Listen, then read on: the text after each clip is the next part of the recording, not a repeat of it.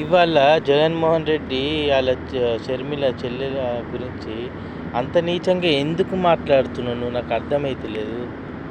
పోయేటప్పుడు ఏమన్నా ఉండబోతావా చెప్పు?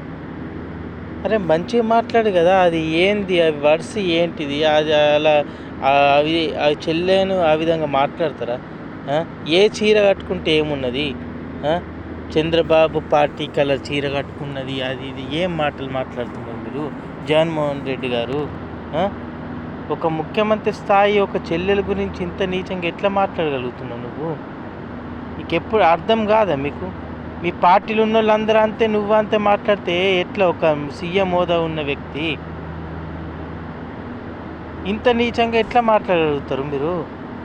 నీకు తెలుసా అంత ఏమన్నా చంద్రబాబు షర్మిల కంబైన్డ్ కలిసి నడుపుతున్నారా అన్నట్టు?